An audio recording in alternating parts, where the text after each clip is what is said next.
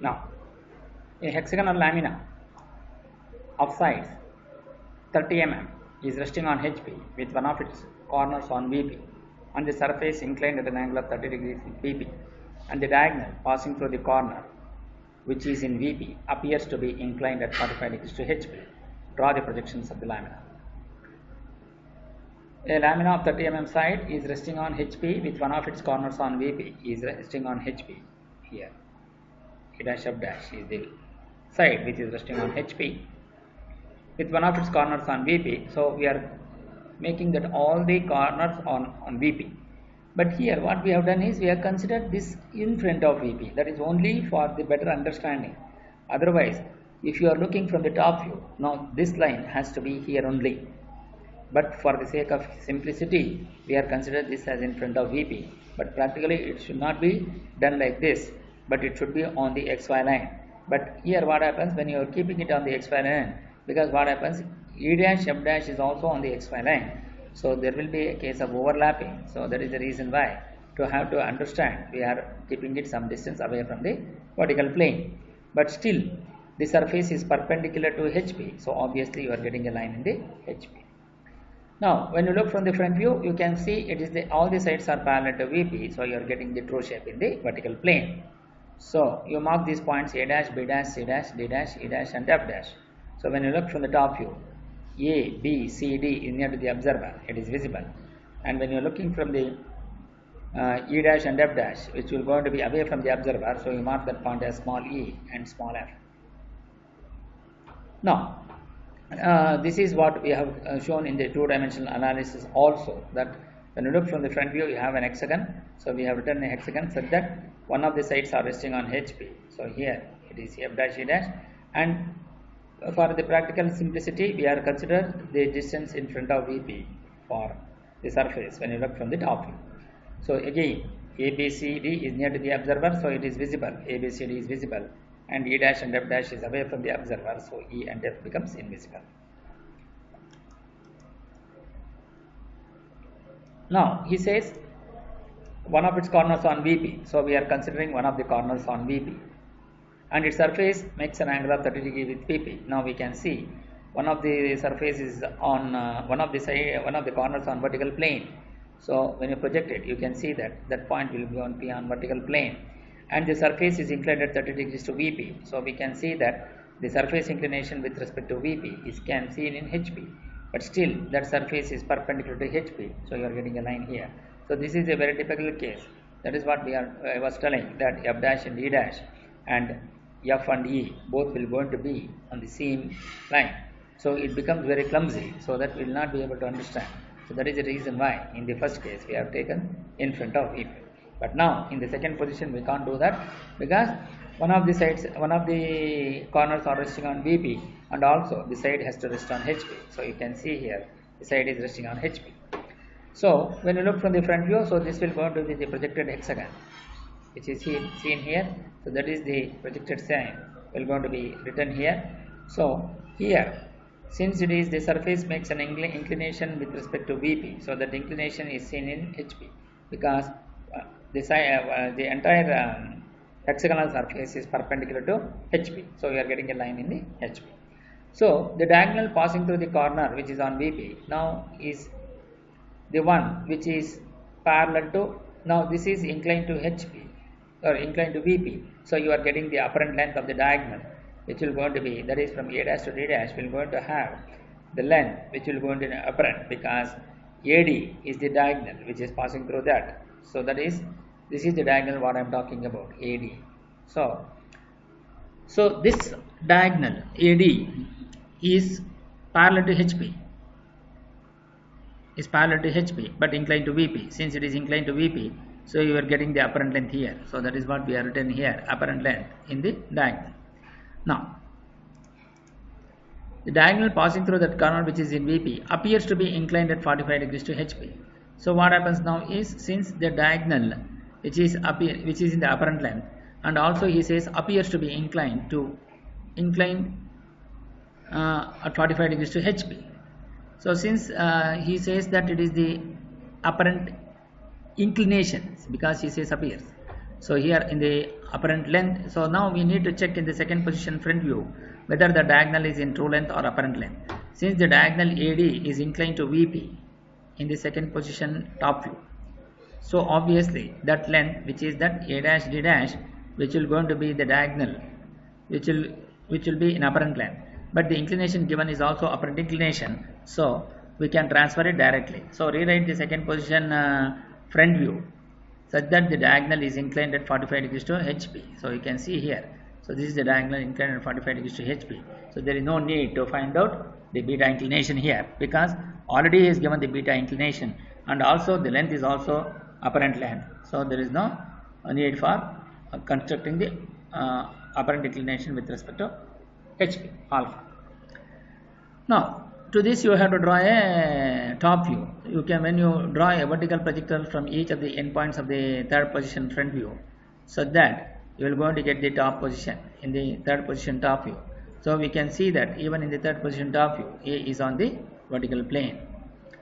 Now, so this is how we are going to do the 3D analysis and 2D analysis. In the 3D analysis also, we can see here one of the corners on vertical plane, and such that the diagonal AD, which will going to be appears to be inclined at 45 degrees to HP.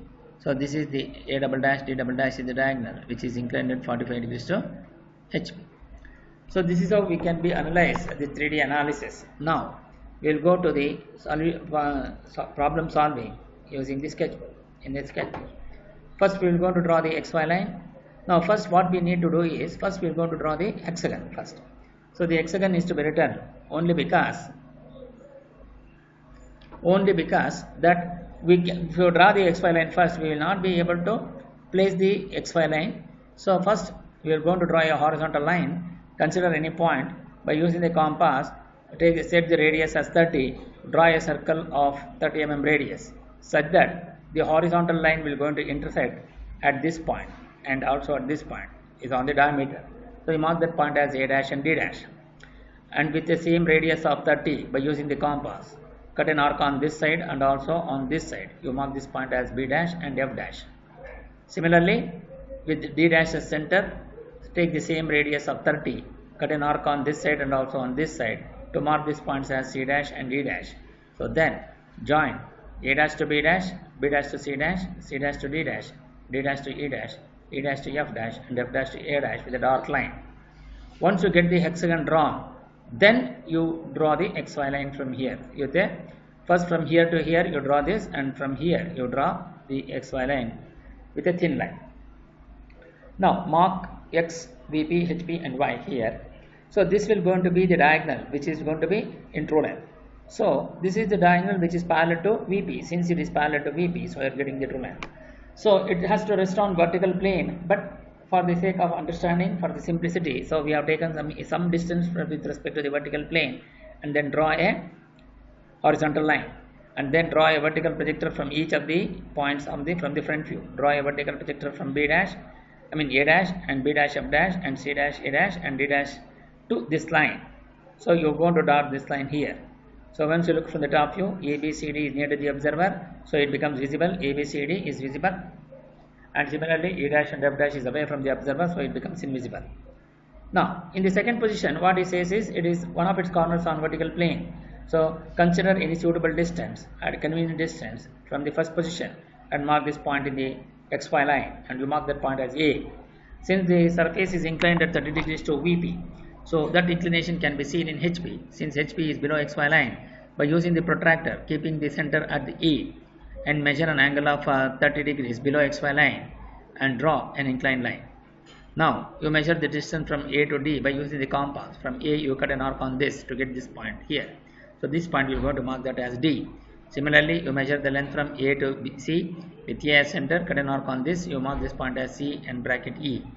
Similarly, from A to B you measure the distance by using the compass. From A you cut an arc on this to mark this point as B and F in bracket. Now dot this between A and D, so this will going to be the second position top view. Now to this we need to draw the front view. So draw a vertical projector from A and draw a horizontal projector from A dash to mark this point as A dash here. Then draw a horizontal projector from D dash and draw a vertical projector from D. Both will going to intersect at this point. You mark this point as small d dash. Similarly, he says draw a horizontal projector from f dash and d dash. So you draw a f dash and d dash, draw a vertical projector from f and also from e to intersect at these 2 points. You mark that point as f dash and d dash. Similarly, draw a horizontal projector from b dash and c dash and draw a vertical projector from b and also from c to intersect at these 2 top points, which is going to be b dash and c dash, which is you mark them. Then join a dash to b dash to c dash to d dash to e dash, e dash to f dash, and f dash to a dash with a dark line. So this will going to be the second position front view, such that when the surface of the lamina is inclined to VP at 30 degrees. Now when the surface is inclined to VP at 30 degrees, the diagonal is on the surface AD, so then you are going to get the apparent length. The diagonal passing through the corner on which the lamina rests is appears to be inclined to VP at HT at 45 degrees. So what happens is, since it is the apparent length and also the inclination given is the apparent inclination, so we can rewrite the second position front view by rotating at an angle of 45 degrees. First what we are going to do is consider any point and draw a 45 degree line to the horizontal by using the protractor. Then you measure the length from a dash to d dash. From a dash you cut an arc on this to get this point d dash on the 45 degree line. Then you measure the distance from a dash to this point, and also from a dash you cut an arc on this. Similarly, you measure the distance from d dash to this point. From d dash you cut an arc on this. So from each of these two, draw a perpendicular to this inclined line a dash d dash. To do that, by using the protractor, by keeping the point on the center point on this, by measuring an angle with respect to counterclockwise direction with respect to a dash d dash by 90 degree, draw a line perpendicular to this inclined line a dash d dash and then extend it on either side. Similarly, by using the protractor, you measure from this point an angle of 90 degree with respect to the a dash d dash and then draw a perpendicular line passing through this point, so that it will be on either side. Now you measure the distance from this point to b dash and this point to c dash. Similarly, from this point to e dash and this point to f dash. All these 4 sides, all these 4 position points will going to be of equal length. So from this point, by using the compass, from this point